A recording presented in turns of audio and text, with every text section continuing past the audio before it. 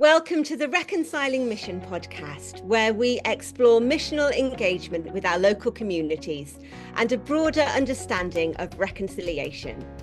I'm Mina, your host, Network and Development Lead. I'm a priest, an author, and someone who has the privilege of leading two wonderful churches in Derby. So join me as we dive into rich conversations, biblical insights, and inspiring stories of churches and individuals finding ways to engage with our neighbours and contribute to reconciliation in our local contexts. We're going to speak today to Rachel Sheffer. So Rachel has been through the Reconciling Mission programme. Rachel, why don't you introduce yourself? Tell us a bit about when you did Reconciling Mission and kind of where you are. I got involved with Reconciling Mission because our director of mission and ministry and bishop asked me to do it. And if I'm totally honest, I thought, oh, this is a great idea. And then I got the reading list and thought, I'm not very academic at all. And just read this chapter, read that chapter. But a spoiler alert for the future, it's been fabulous. And I was in cohort 3, I think, and it was through the diocese that we originally got involved. And I've just met so many people through it that it's been absolutely wonderful. How did the content of Reconciling Mission challenge you? How is it different from other mission programs, courses you might have been on? Tell us about that. Although after sort of 17 years of ministry, I feel I'm a good vicar, I often don't feel very Anglican. Right. And Yeah. but I love the Church of England. And therefore, to actually do a programme where it wasn't about this is our mission plan and this is what we're going to do and our outcomes are going to be this, Mm-hmm. and you have to tick these particular boxes to do it, for that to not be the focus was so wonderful. For somebody to say, actually, get out into your community, have your eyes wide open, have your ears open, look at what's happening, speak to people, listen to people. I thought, gosh, that's who I am anyway, and I'm being told it's okay. So Yeah. I suppose what I did was I did it even more. Um, but I also allowed myself to lead more from behind, Mm-hmm. and really genuinely listen for people saying, I think this is a really good idea. I really feel passionate about this, or I feel God was wanting us to do this. And obviously, I would listen and check that it wasn't something completely wild or inappropriate or something. Um, Heresy. but then, but then, I would often find that once one person had had a conversation with me about something like that, somebody else completely independently would. We're in a year, this year, 2025, of health and well-being, which doesn't sound particularly churchy, but it came from so many different areas of different parishes that actually it became obvious through prayer and reflection and these conversations that actually it was God-given. So it's actually very, very different. And I suppose the concept from the program that I'm talking about there is treasure hunting in a way. One Okay, of the so tell things, us what that means. What is that? well, treasure hunting to me is it's about having your ears open and your eyes open, and it's about looking for moments of joy. It's about looking for um, people's skills in the most unexpected places sometimes. Sometimes you can see that somebody needs a role, but they don't neatly fit into one of the traditional, oh, we need a PCC secretary, that kind of thing. But actually, when you sit and have a cup of coffee with somebody and just listen to them, you realize that everybody's got gifts and skills and talents, and that actually it might be an incredibly messy tapestry on the back. But if my role can be to thread the needles, people Yeah. can make a beautiful picture. That's a really lovely picture, actually, threading the needles and you're creating a piece of embroidery with. I think for me, the idea of embroidering together the church and the community, um, That's a really interesting image. I really like that. Tell me then about God questions, because I know that you wanted to say something about God questions. So tell us what that means. I've been part of the Anglican Church since I was a baby, and I've been on Deanery Synod since the age of 16. Okay, that's dedication. I can geek out all you want on structures, on rules, on meetings. Um, but if I'm honest, that's just my safe place because I understand who's allowed to be on Deanery Synod, who's allowed to be on General Synod. Oh, if you put it on an agenda, it's all nice and safe. And we can talk about numbers of people. We can Hmm. talk about parish share. Um, we can talk about statistics and church repairs. But goodness me, it's boring and it's limiting. It's just safe. And would you Anyone, say they're church questions then? Those questions. they are very much the church questions. Yeah. And before this program, that is where I was allowing myself to be safe. But through this program, we were encouraged to think of God questions. Where is God in the community? What is he involved in? Um, where is life at this point? Where are the challenges? Where is the hurt? Um, where is the abuse of power? Mhm. Mhm. Where are all these different things happening? And those God questions don't feel safe because where are they going to go?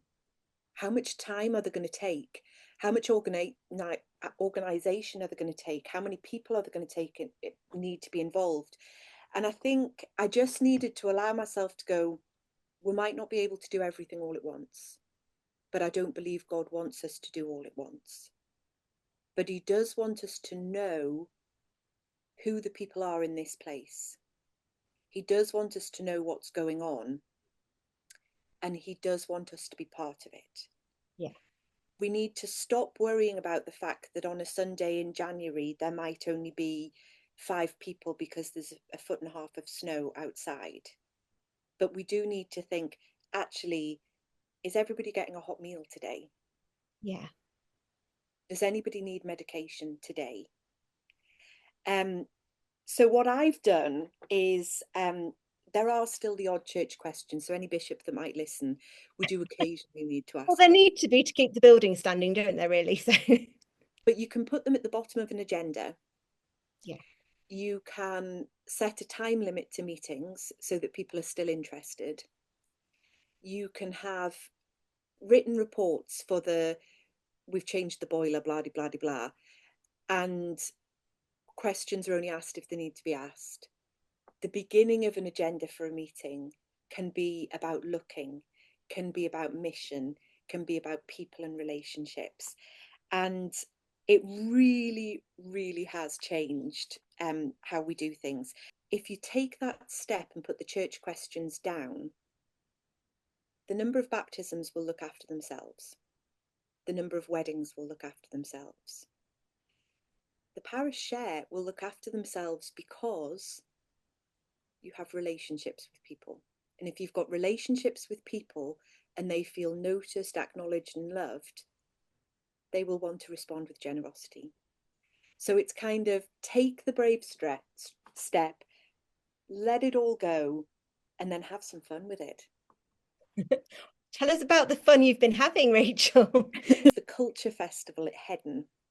Okay. And when I first when I first came here, I was priest in charge of Stamford and Matford and Ryle. And in time, Hedden needed a new vicar. And so it's the last parish to join my kind of group. And when I first met them, all they spoke about was their church school. And that's a good thing. It's a good thing they've got a church school, and it's a good thing that the church school is doing a wonderful thing. But it was the only thing. Hmm.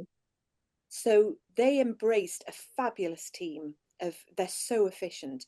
They embraced the God questions.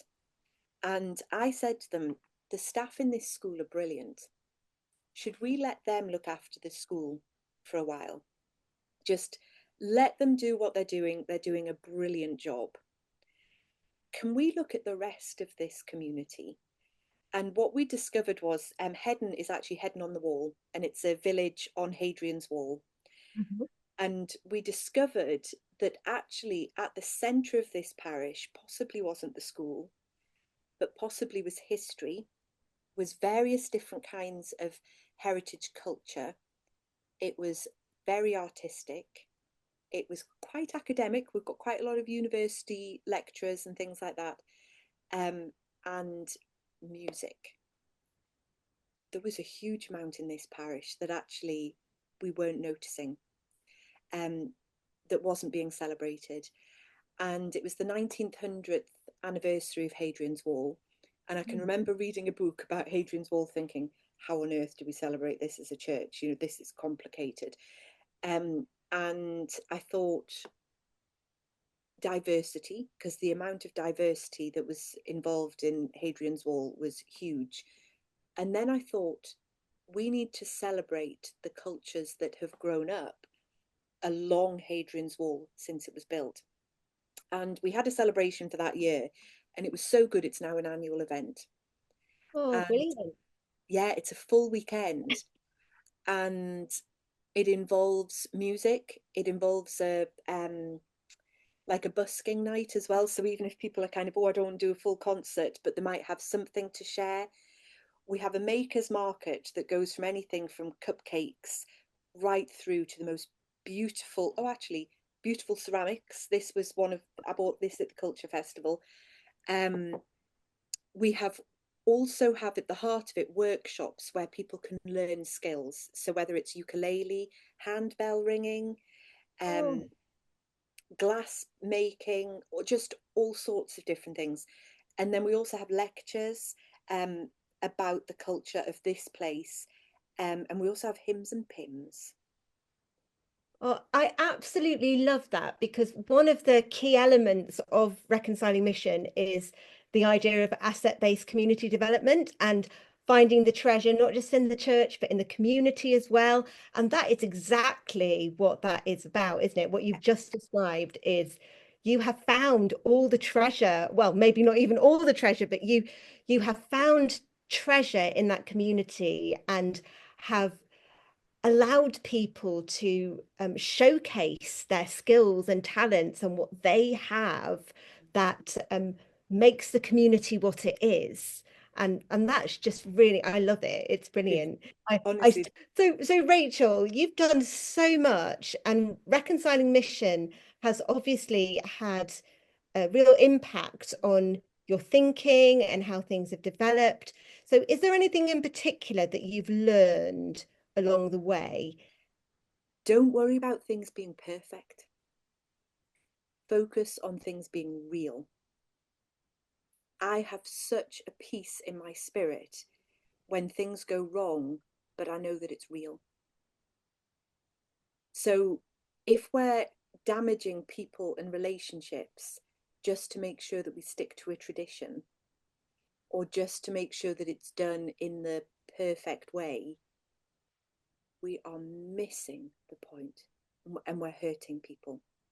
So very, very much so. Do not worry about things being perfect, is would be my advice. Focus on them being real. And this has all sounded really jolly, but actually, sometimes life is really hard. Really, really hard.